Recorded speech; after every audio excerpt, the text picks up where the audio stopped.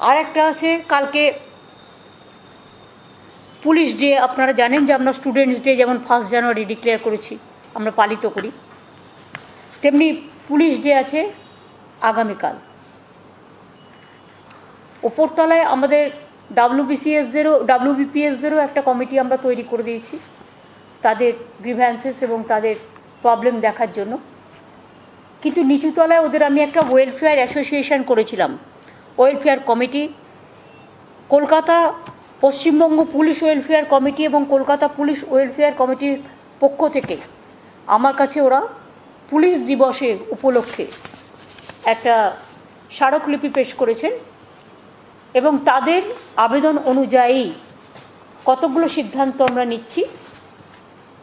আমরা সবসময় উপরতলার সিদ্ধান্তটা চোখে দেখতে পাই, কিন্তু নিচুতলাটা দেখতে পাই না, তাদেরটা প্রচার হয় না, ফলে তারা অনেক সময় দুঃখ পান।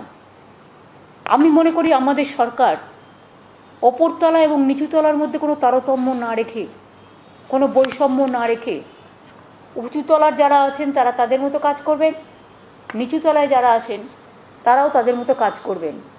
আগামীকাল পুলিশ ডে হিসেবে আমি পুলিশের সকলকে, অ্যাডমিনিস্ট্রেশনের সকলকে, আমি এমনকি WBPS, IAS, IPS সহ আমার ইন্সপেক্টর থেকে শুরু করে, সাব ইন্সপেক্টর থেকে শুরু করে, হোমগার্ড থেকে শুরু করে, কনস্টেবল থেকে শুরু করে, NBF থেকে শুরু করে, সিভিক ভলেন্টিয়ার্স থেকে শুরু করে, এমনকি ফায়ার ব্রিগেডেও যারা জীবন দিয়ে লড়াই করে কখনো কখনো সব সময়, তাদের সবাইকে আমি আমার আগাম অভিনন্দন জানাচ্ছি।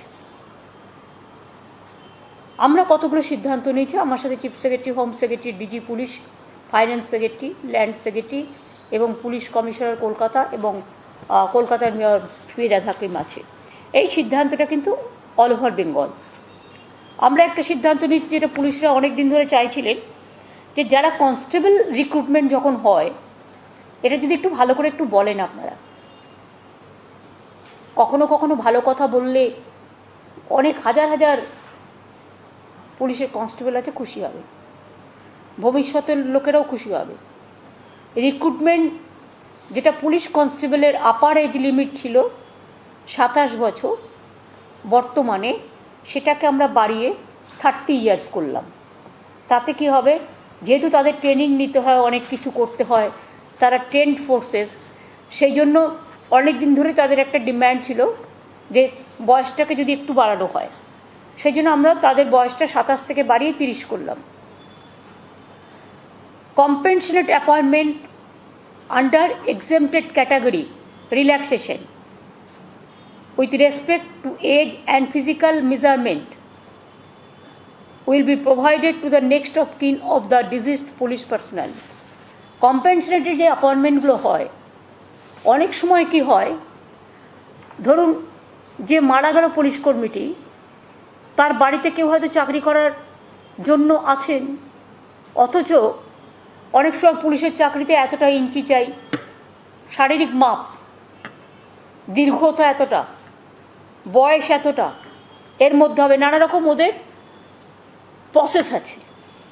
কিন্তু কম্পেনসেটেড অ্যাপয়েন্টমেন্টের ক্ষেত্রে যদি কেউ মারা যায় কাজ করতে করতে, ডিউটিরত অবস্থায়, এবং পুলিশ কাজ করতে করতে, তাদের জন্য এগুলো এক্সেম্পটেড ক্যাটাগরির মধ্যে নিয়ে এসে রিল্যাক্সেশন দেওয়া হবে। অর্থাৎ সেখানে সে 5 ফুট না 6 ফুট তার অনুযায়ী কাজ দেবে। যেমন আমরা অনেককে তো দেওচাপাচবিতে করেছি এটা স্পেশাল ক্যাটাগরি হিসেবে, সেই সুযোগটা পেলে তাদের অনেক পরিবার আছে তারা বেঁচে যাবে। আর একটা ছিল যে relaxation of upper age limit up to 35 years and physical measurement will be provided in promotion to constable from civic volunteers, village police, home guard, NBF and civil defence. এটা 35 বছর পর্যন্ত করা হলো।